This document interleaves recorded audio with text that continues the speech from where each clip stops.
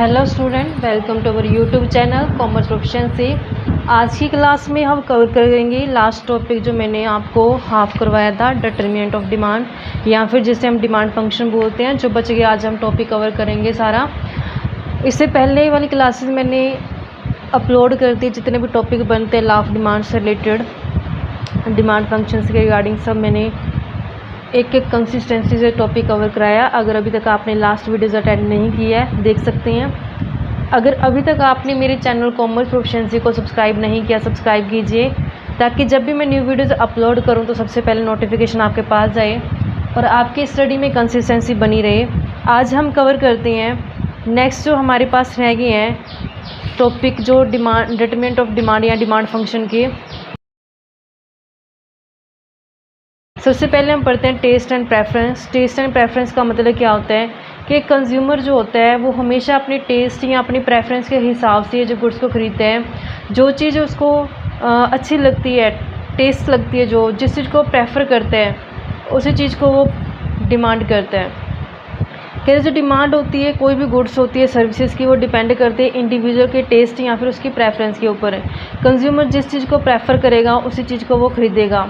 This term are use in broad sense. कहते हैं इन टर्म को ब्रॉड सेंस में यूज़ किया जाता है, बहुत बड़ी सेंस में हम यूज़ करते हैं। जैसे टेस्ट और प्रेफरेंस में शामिल किया जाता है फैशन, हैबिट, कस्टम एटसेट्रा। यानी कि कंज्यूमर जो खरीदता है चीज़ों को वो किस हिसाब से खरीदता है, जो आज के टाइम में फैशन चल रहा है उसी के हिसाब से उसका क्या होगा, टेस्ट और प्रेफरेंस होगी। हैबिट जिस चीज़ की उसको आदत होती है, कस्टम जो उसके रिवाज होते हैं। Taste and preference of the consumer are influence by advertisement. जो टेस्ट होता है कंज्यूमर का या उसकी प्रेफरेंस होती है उसके ऊपर किस चीज़ का इम्पैक्ट पड़ता है, एडवर्टाइजमेंट का, चेंज इन फैशन का, क्लाइमेट का, और जो नई नई इन्वेंशंस निकलती हैं उन सब का इफ़ेक्ट पड़ता है। कंज्यूमर क्या करता है, अपने आप को अप टू डेट रखने की कोशिश करते हैं। तो जिस तरीके का फैशन होगा उसी तरीके के हिसाब से वो अपने प्रेफर करेगा गुड्स को। जिस तरीके से क्लाइमेट होगा उसी हिसाब से वो प्रेफर करेगा गुड्स को।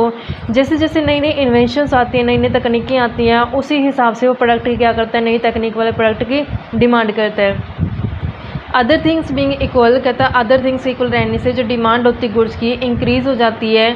For which consumer develop taste and preference. कहता है अदर थिंग्स, जो बहुत सारे फैक्टर मैंने बताए हैं आपको, अगर वो सब कांस्टेंट है तो उसके बाद अगर जो डिमांड होती है कंज्यूमर गुड्स की वो बढ़ा देता है, जब उसका टेस्ट और प्रेफरेंस क्या होता है, चेंज हो जाता है। जिस हिसाब से वो अपने प्रेफर करेगा, जिस चेंज के हिसाब से, जिस टेस्ट के हिसाब से, जिस प्रेफरेंस के हिसाब से जिस गुड्स को प्रेफर करेगा उसी गुड्स की क्या हो जाएगी, डिमांड वो ज़्यादा कर देगा।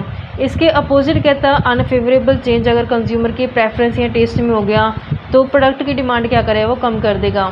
अगर हमारे प्रोडक्ट, मान लो कुछ प्रोडक्ट सेल कर रहे हैं हम, अगर कंज्यूमर को हमारा प्रोडक्ट पसंद आ रहा है, प्रेफर कर रहा है उसको, तो हमारे प्रोडक्ट की डिमांड क्या जाएगी, बढ़ जाएगी। अगर मान लो कंज्यूमर का जो टेस्ट और प्रेफरेंस है अनफेवरेबल चेंज आ गया उसमें, यानी फिर वो हमारे प्रोडक्ट की डिमांड क्या कर देगा, बंद कर देगा। एक्सपेक्टेशंस। एक्सपेक्टेशन क्या होती है, उम्मीद जिसे बोलते हैं। कि एक्सपेक्ट क्या करता है कंज्यूमर की, अगर कंज्यूमर को लगता है कि इन फ्यूचर में गुड्स के प्राइस बढ़ने वाले हैं तो उसको लगा कि इन फ्यूचर में ये चीज़ महंगी हो जाएगी या उसकी शॉर्टेज हो सकती है इन फ्यूचर में, तो वो क्या करेगा, एट प्रेजेंट उसको ज़्यादा खरीद लेगा ताकि जब वो चीज़ महंगी हो उससे पहले वो आज खरीद ले, ताकि आज तो उसको सस्ती पड़ रही है ना वो। अगर ऐसे कंज्यूमर को लगता है कि इन फ्यूचर में चीज़ की वो वैल्यू, जो गुड्स है जो खरीदेगा वो उसकी वैल्यू, जो प्राइस है वो कम लगेगा, तो आज के टाइम में वो कम खरीदेगा। उसको लगा कि इन फ्यूचर में जब इसका रेट लो हो जाएगा तभी वो खरीद लेगा। Change in consumer expectation about such things as product price. जैसे प्रोडक्ट के प्राइस को लेकर अगर कंज्यूमर कुछ एक्सपेक्टेशंस हैं प्रोडक्ट की अवेलेबिलिटी को लेकर के, यानी कंज्यूमर को लगता है अगर इन फ्यूचर में ये प्रोडक्ट अवेलेबल हो पाएगा या नहीं हो पाएगा, एंड फ्यूचर की इनकम क्या रहती है, तो ये सारे फैक्टर्स अफेक्ट करते हैं कंज्यूमर की डिमांड के ऊपर। If the consumer expect that price will rise in future. अगर कंज्यूमर को लगता है कि इन फ्यूचर में प्राइस जो क्या हो जाएगा, गुड्स का बढ़ जाएगा, तो जब प्राइस फ्यूचर में बढ़ जाएगा तो वो महंगी हो जाएगी। तो एट प्रेजेंट तो उसको सस्ती लग रही है ना वो गुड्स, तो एट प्रेजेंट क्या करेगा, उसकी ज़्यादा डिमांड करेगा, बेशक उसका प्राइस आज के टाइम में जितना भी हो। इन फ्यूचर में अगर उसको लगे कि प्राइस हाई हो जाएगा तो एट प्रेजेंट उसकी डिमांड क्या कर देगा, वो ज़्यादा कर देगा। इन केस ही एक्सपेक्ट, अगर मान लो उसको लगता है कि फ्यूचर में कम रेट मिलेगा, कम रेट पे जो कम प्राइस पे जो चीज़ अवेलेबल हो सकती है, तो फिर उसे लगेगा कि इन फ्यूचर में खरीद लेंगे क्योंकि फ्यूचर में क्या हो जाएगी, वो सस्ती हो जाएगी। तो एट प्रेजेंट क्या करेगा, वो डिमांड उसकी कम कर देगा। दस फ्यूचर राइज और फॉल इन इनकम, कहता है इसी तरीके से जो कंज्यूमर को लगता है कि अगर मान लो कि फ्यूचर में कंज्यूमर को लगता है कि उसकी इनकम बढ़ जाएगी या फिर कम हो जाएगी, तो उसका भी अफेक्ट क्या होगा, डिमांड के ऊपर पड़ेगा। अगर कंज्यूमर को लगता है कि इन फ्यूचर में उसकी इनकम बढ़ जानी है, तो फिर एट प्रेजेंट क्या करेगा, वो खुला खर्चा कर देगा। अगर लगे कंज्यूमर को कि इन फ्यूचर में उसकी इनकम कम हो सकती है, तो वो एट प्रेजेंट क्या करेगा, पैसे को संभाल के रखेगा और डिमांड क्या करेगा, वो कम करेगा। Expectation of future rise in income lead to increase in demand, अगर लगेगा कि उसको कंज्यूमर को इन फ्यूचर में उसकी इनकम बढ़ जाएगी तो डिमांड ज़्यादा कर देगा, और ऐसे ही अगर उसको लगेगा कि इन फ्यूचर में उसकी इनकम कम हो सकती है तो एट प्रेजेंट क्या करेगा, कम डिमांड करेगा ताकि इन फ्यूचर के लिए पैसे को वो बचा के रख सके। इस तरीके से ये एक्सपेक्टेशन का अफेक्ट पड़ता है। आई होप कि आपको समझ में आ गया होगा बच्चों। नेक्स्ट आता है size and composition of population. कहते हैं साइज़ और कॉम्पोजिशन पॉपुलेशन में क्या होता है, पॉपुलेशन का जो साइज होता है वो ज़रूर अफेक्ट करते हैं। अगर पॉपुलेशन ज़्यादा है तो वो ज़्यादा कंज्यूम करेंगे प्रोडक्ट को, तो डिमांड क्या हो जाएगी, ज़्यादा हो जाएगी। ऐसे अगर पॉपुलेशन कम है, जनसंख्या है जो कम है, तो कम है तो प्रोडक्ट भी कंज्यूम कम करेंगे वो, तो डिमांड भी क्या हो जाएगी, प्रोडक्ट की कम हो जाएगी। कॉम्पोजिशन में आ जाते हैं कि किस एज ग्रुप के लोग कितने हैं, उसमें ओल्ड एज कितनी है, यंग कितनी है, चाइल्ड कितने हैं, तो वो कॉम्पोजिशन में आ जाता है। कहते हैं market demand is influence by the change in size and composition of population. कहता है कि मार्केट की डिमांड के ऊपर असर पड़ता है चेंज इन साइज, कहता है साइज के चेंज होने से और कॉम्पोजिशन ऑफ पॉपुलेशन के चेंज होने से। कहते हैं increase in population leads to more demand for all type of goods. जैसे पॉपुलेशन बढ़ जाएगी तो वो क्या करेंगे, डिमांड ज़्यादा करेंगे क्योंकि उनको कंजप्शन ज़्यादा करनी पड़ेगी। एंड डिक्रीज इन पॉपुलेशन, अगर जनसंख्या कम है तो फिर कंज्यूम करने वाले भी लोग कम है तो इसमें डिमांड क्या हो जाएगी, कम हो जाएगी। Composition of population also affect it's demand, तो जो कॉम्पोजिशन होता है उसका भी अफेक्ट पड़ता है। कॉम्पोजिशन में आ जाता है कि नंबर ऑफ चिल्ड्रन कितनी है, उसमें अडल्ट कितनी है, मेल कितनी है, फीमेल कितनी है, पॉपुलेशन के अंदर वो सारे अफेक्ट करते हैं डिमांड के ऊपर। कहते हैं जब कॉम्पोजिशन चेंज हो जाता है, जैसे एग्जाम्पल के लिए मान लो कि जो नंबर ऑफ फीमेल है वो ज़्यादा हो गया मेल से, तो क्या करेंगे, तो फीमेल प्रोडक्ट की डिमांड क्या हो जाएगी, ज़्यादा हो जाएगी। Then there will be more demand for goods required by women folk, तो इसमें क्या होगा, फिर डिमांड जो वोमेन फोक की होगी वो ज़्यादा हो जाएगी, क्योंकि जिस तरीके का कॉम्पोजिशन ज़्यादा होगा, अगर फीमेल ज़्यादा है तो फीमेल प्रोडक्ट की डिमांड ज़्यादा हो जाएगी। अगर ऐसे ही ओल्ड एज ज़्यादा है तो वहाँ पे ओल्ड एज ज़्यादातर मेडिसिन वगैरह कंज्यूम करते हैं, तो वहाँ पे जिस एज कॉम्पोजिशन का इफेक्ट पड़ता है, जो जिस एज की पॉपुलेशन ज़्यादा होगी उसी एज के हिसाब से प्रोडक्ट की डिमांड क्या हो जाएगी, ज़्यादा हो जानी है। नेक्स्ट आता है कि हमारे पास डिस्ट्रीब्यूशन ऑफ इनकम, यानी कि इनकम कितनी डिस्ट्रीब्यूशन में आती है, यानी कि लोगों के पास की जो इनकम है वो कितनी है। कहते हैं कि अगर जो इनकम डिस्ट्रीब्यूशन ऑफ इनकम ना अलग होता है, अन डिस्ट्रीब्यूशन यानी कि इक्वल तरीके से नहीं होता, वो अनइक्वल डिस्ट्रीब्यूशन होता है, तो उस केस में क्या होता है कि लग्जरी प्रोडक्ट की डिमांड ज़्यादा हो जाती है, क्योंकि इनकम में इक्वल डिस्ट्रीब्यूशन है, कुछ लोग अमीर हैं कुछ लोग गरीब हैं। जो अमीर हैं वो क्या करते हैं, लग्जरी प्रोडक्ट की डिमांड ज़्यादा करते हैं। अगर सबकी इनकम सेम हो जाती है, सबकी इक्वल डिस्ट्रीब्यूशन ऑफ इनकम हो जाता है, तो ज़्यादातर फिर जो गुड्स की डिमांड की जाएगी वो कौन सी हो जाएंगी, नेसेसरी गुड्स हो जाएंगी, कंफर्ट गुड्स हो जाएंगी। उस केस में फिर लग्जरी गुड्स की डिमांड क्या होगी, कम हो जाएगी। कहते हैं मार्केट डिमांड का ऊपर असर पड़ता है डिस्ट्रीब्यूशन ऑफ इनकम का। कहते हैं अगर सोसाइटी में अनइक्वल डिस्ट्रीब्यूशन हो रहा है इनकम का, तो कॉन्ट्रेरी इफेक्ट क्या पड़ेगा। कहते हैं यहाँ पे जो डिमांड है लग्जरी गुड्स की, जैसे colour TV, automatic washing machine, video camera, इसकी क्या हो जाएगी, ज़्यादा हो जाएगी। लेकिन अदर हैंड में कहता है कि अगर इनकम इक्वल डिस्ट्रीब्यूट की जा रही है, इस केस में क्या होगा कि जो डिमांड है लग्जरी गुड्स की वो कम हो जाएगी, जो नेसेसरी गुड्स होती हैं, जो कंफर्ट गुड्स होती हैं, उनकी डिमांड क्या हो जानी है, ज़्यादा हो जानी है। तो डिस्ट्रीब्यूशन ऑफ इनकम का भी क्या पड़ेगा, इफेक्ट पड़ेगा कंज्यूमर की डिमांड के ऊपर। नेक्स्ट आता है general standard of living and spending habit of the people, कि लोगों का स्टैंडर्ड ऑफ लिविंग क्या है और उनका खर्च करने का हैबिट कितने हैं। कहते हैं when peoples in general adopt a high standard of living, अगर कहते हैं कि लोग हाई स्टैंडर्ड ऑफ लिविंग रखते हैं, उनका लिविंग स्टैंडर्ड क्या हाई है, and are ready to spend more, high standard का मतलब क्या है कि वो ज़्यादा खर्च कर रहे हैं, तो जितनी डिमांड होएगी कंफर्ट गुड्स की, लग्जरी आइटम्स की, वो क्या आ जाएगी, हायर हो जाएगी, क्योंकि उनका लिविंग स्टैंडर्ड क्या है, पॉपुलेशन यानी कंज्यूमर का लिविंग स्टैंडर्ड क्या है, हाई है। अगर वो हाई है तो वो डिमांड क्या करेंगे, ज़्यादा करेंगे कंफर्ट गुड्स की और लग्जरी गुड्स की, तो डिमांड के ऊपर क्या पड़ेगा, इफेक्ट पड़ता है लिविंग स्टैंडर्ड का। अब ऐसे ही नेक्स्ट हमारे पास पॉइंट आते हैं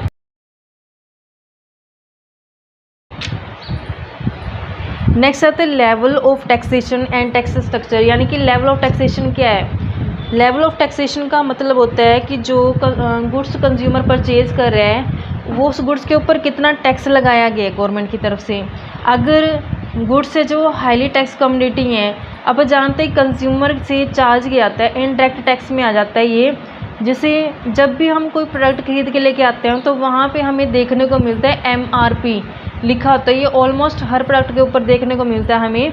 MRP का मतलब क्या होता है, मैक्सिमम रिटेल प्राइस, यानी कि ये वो प्राइस होता है जिसमें टैक्स वगैरह सारा कुछ एडजस्ट किया जाता है। आप जानते हैं बच्चों, गुड्स एंड सर्विसेज टैक्स में कि जो गुड्स होती है उसके ऊपर भी गवर्नमेंट टैक्स चार्ज करती है और सर्विस होती है जो उसके ऊपर भी गवर्नमेंट जो टैक्स चार्ज करती है। गुड्स में जो टैक्स होता है वो इनडायरेक्ट टैक्स होता है। इनडायरेक्ट टैक्स का मतलब क्या होता है कि ये लगाया प्रोड्यूसर सेक्टर के ऊपर जाता है, लेकिन प्रोड्यूसर क्या करता है वो उस टैक्स को प्रोडक्ट के अंदर ऐड करके, प्रोडक्ट के प्राइस के अंदर ऐड करके कंज्यूमर से चार्ज कर लेते हैं। तो यहाँ पे अगर गवर्नमेंट ने जो टैक्स है कमोडिटी के ऊपर ज़्यादा लगाया हुआ है तो ज़्यादा टैक्स लगने के कारण वो कमोडिटी का प्राइस क्या हो जाएगा, हाई हो जाएगा। तो चीज़ें क्या मिलेंगी, महंगी मिलने शुरू हो जाएंगी। तो जब वो महंगी मिलने शुरू हो जाएंगी वो चीज़ें, तो उस केस में फिर डिमांड क्या कर देगा, कंज्यूमर कम कर देगा। अगर ऐसी कमोडिटी है जिसके ऊपर टैक्स जो कम लगाया जा रहा है गवर्नमेंट द्वारा, लोअर टैक्स लगाया जा रहा है, जब टैक्स कम लगाया जाएगा प्रोडक्ट के ऊपर तो उस केस में जो प्राइस होगा कमोडिटी का वो क्या हो जाएगा, लो हो जाएगा। लो प्राइस हो जाएगा तो कंज्यूमर उस प्रोडक्ट की डिमांड क्या करेंगे, ज़्यादा कर देंगे। नेक्स्ट कहते हैं कि a progressively high tax rate would generally means a low demand for goods in general and vice versa. कहता है कि अगर प्रोडक्ट के ऊपर हाई रेट लगाया गया है उस केस में डिमांड क्या करेंगे, वो कम कर देंगे। कहते हैं but a highly tax community will have a relatively lower demand than an untax community. कहते हैं कि जो टैक्स वाली कम्युनिटी होती है उसका रेट हाई होने के कारण उसकी डिमांड क्या हो जाती है, कम हो जाती है। If that happens to be remote substitute. कहते हैं अगर किसी प्रोडक्ट का रिमोट सब्सिट्यूट है, मतलब कि कहने का सिंपल सा मतलब यही है कि अगर हाई वाली टैक्स कम्युनिटी है तो उसका प्राइस बढ़ जाएगा, तो उस केस में डिमांड क्या हो जानी, कम हो जानी है। अगर गवर्नमेंट ने टैक्स कम लगाया तो प्राइस कम हो जाएगा, उस केस में डिमांड क्या हो जाएगी, बढ़ जाएगी। सिंपल वर्डिंग में ये मीनिंग है इसका। नेक्स्ट आता है इन्वेंशंस एंड इनोवेशंस। इनोवेशन क्या होती है, कहता है कि अगर नई नई गुड्स हो रही हैं, लॉन्च की जा रही हैं, नए नए सब्सिट्यूट्स आ रही हैं, तो इसका रिजल्ट क्या होगा, जो इन्वेंशंस हैं, जो इनोवेशंस है एक डायनेमिक मॉडर्न सोसाइटी में आ रही हैं तो उसका एडवर्सली अफेक्ट पड़ता है जो डिमांड होती है पुराने प्रोडक्ट की। क्योंकि जो नई नई चीज़ें आती हैं, नई नई टेक्नोलॉजी से आती है तो कंज्यूमर उसी प्रोडक्ट को क्या करता है, प्रेफर करता है। क्योंकि जो जो नई टेक्नोलॉजी जैसे जैसे आती जाती है तो वो क्या होती है, एडवांस टेक्नोलॉजी होती है, जिससे कंज्यूमर को क्या होता है, बेनिफिट होता है। तो अगर नई टेक्नोलॉजी आती जा रही है तो कंज्यूमर नई टेक्नोलॉजी वाले प्रोडक्ट को प्रेफर करता जा रहा है। तो उस केस में जो पुराने प्रोडक्ट होते हैं, एग्जिस्टिंग प्रोडक्ट होते हैं, तो उनकी डिमांड क्या हो जाती है, कम हो जाती है। और इस केस में जो इन्वेंशन वाले प्रोडक्ट होते हैं, इनोवेशन प्रोडक्ट होते हैं, उसकी डिमांड क्या होती है, बढ़ जाती है। तो कहते हैं इसमें एडवर्स इफेक्ट पड़ता है जो पुराने प्रोडक्ट होते हैं, तो जो डेफिनेटली डिफाइन बिकम एब्सोल्यूट। कहते हैं जो पुराने होते हैं तो वो क्या हो जाता है, फिर आउट ऑफ टेक्नोलॉजी हो जाते हैं, पुरानी टेक्नोलॉजी हो जाती है, जिस कारण से कंज्यूमर उसको प्रेफर नहीं करता। जैसे एग्जांपल के लिए कहते हैं कि जो एडवेंट्स हैं of electronic calculator has made adding machine obsolete. कहते हैं कि जैसे ही इलेक्ट्रॉनिक कैलकुलेटर आए हैं तो उससे जो पुराने कैलकुलेटर थे वो क्या हो चुके हैं, आउट ऑफ टेक्नोलॉजी हो चुके हैं, तो उसकी डिमांड क्या कर दी है, कम कर दी कंज्यूमर ने। नेक्स्ट आता है climate and weather condition. Climate और वेदर कंडीशन का इट्स ऑब्वियस कि अफेक्ट जरूर पड़ता है। जिस तरीके से क्लाइमेट होता है, जिस तरीके का वेदर होता है, उसी हिसाब से कंज्यूमर क्या करता है, डिमांड करता है प्रोडक्ट की। अगर मान लो समर है, गर्मियों का मौसम है, तो गर्मियों के मौसम में डिमांड किसकी ज़्यादा होती है, कोल्ड ड्रिंक हो गई है, फ़ैन कूलर हो गए हैं। इसी तरीके से अम्ब्रेला रेनकोट वगैरह की होती है डिमांड जब रेनिंग सीजन होता है। तो इस तरीके से जैसे क्लाइमेट होता है, जैसे वेदर कंडीशन होती है, उसी हिसाब से कंज्यूमर क्या करता है, डिमांड करता है प्रोडक्ट की। कस्टम्स में क्या होता है, जैसे लोगों के रिवाज होते हैं, सोशल कस्टम्स होती है, फेस्टिवल्स होते हैं, उसी के हिसाब से कंज्यूमर क्या करता है, डिमांड करते हैं। जैसे एग्जांपल के लिए जो दिवाली फेस्टिवल होता है उसमें ज़्यादा डिमांड किस चीज़ की होती है, स्वीट्स की, क्रैकर्स की, जैसे मिठाइयाँ हो गई हैं और अपने पटाखे वगैरह होते हैं उसकी हो जाती है। ऐसे क्रिसमस के टाइम में जो केक होते हैं उसकी ज़्यादा डिमांड होती है, क्योंकि क्रिसमस डे पे क्या किया जाता है, केक कट की जाती है, तो क्रिसमस डे पे जो केक की डिमांड क्या होती है, वो ज़्यादा हो जाती है। नेक्स्ट आता है एडवर्टीजमेंट एंड सेल्स प्रोपेगेंडा। आप जानते हैं कि आज के टाइम में जो सेल होती है, जो एडवर्टीजमेंट होती है, उसका इफेक्ट पड़ता है सेल के ऊपर। क्योंकि एडवर्टीजमेंट में क्या करता है, जो एडवर्टीजमेंट में बार बार एक प्रोडक्ट की ऐड दिखाई जाती है जो कहीं ना कहीं कंज्यूमर के माइंड को मैनिपुलेट कर देती है। जिस चीज़ की हम ऐड बार बार देखते हैं तो कंज्यूमर को लगता है कि इसको एक बार तो खरीदना ही चाहिए। तो इस तरीके से डिमांड के ऊपर क्या पड़ता है, उसका अफेक्ट पड़ जाता है। तो सेल के ऊपर क्या पड़ता है, हमें इफेक्ट देखने को मिलता है एडवर्टीजमेंट का। कहता है market demand for many product in the present day influence by the sellers effort through advertisement and sales propaganda. कहते हैं जो मार्केट की डिमांड होती है उसके ऊपर इफेक्ट पड़ता है किस चीज़ का, एडवर्टीजमेंट का, और जो सेल्स के प्रोपेगेंडास हथकंडे अपनाए जाते हैं उनका। जो डिमांड होती है मैनिपुलेट की जाती है सेलिंग एफर्ट के through. Of course there is always a limit. तो कहते हैं कि जो सेलिंग एफर्ट्स होती हैं उनके थ्रू क्या किया जाती है, प्रोडक्ट की डिमांड को मैनिपुलेट कर दिया जाता है, क्योंकि बार बार एडवर्टीजमेंट दिखाने से क्या करते हैं कंज्यूमर के माइंड को वो चेंज कर देते हैं। अदर फैक्टर्स में बहुत सारे फैक्टर्स आ जाते हैं, जैसे कंज्यूमर के पास क्रेडिट की अवेलेबिलिटी होना। अगर मान लो कंज्यूमर को जो गुड्स मिल रही है वो क्रेडिट की फैसिलिटी दी जाती है। जैसे एग्जांपल मैं आपको देती हूँ, अगर मान लो कि कंज्यूमर है वो उसकी लो इनकम है, अगर उसको मान लो एग्जांपल के लिए मान लेते हैं अपन कि इसको फ्रिज खरीदना है, तो अगर फ्रिज को क्रेडिट में मिल जाएगा यानी इंस्टॉलमेंट बेस पे अगर मिल जाता है, उधार में मिल जाता है, तो वो जो लो इनकम वाला पर्सन है वो भी क्या कर सकता है, उसको अफोर्ड कर सकता है, क्योंकि वो गुड्स क्या होती है उसको क्रेडिट पे अवेलेबल हो जाती है। तो इस तरीके से फिर उसकी डिमांड क्या हो जाएगी, ज़्यादा हो जाएगी। अगर कोई प्रोडक्ट ऐसा सेल किया जा रहा है जिसके ऊपर क्रेडिट फैसिलिटी कंज्यूमर को अवेलेबल नहीं करवाई जा रही है, उस केस में फिर वो कंज्यूमर्स को अफोर्ड करने में क्या कर सकता है, दिक्कत कर सकता है, तो उसमें उसकी डिमांड क्या हो जाएगी, कम हो जाएगी।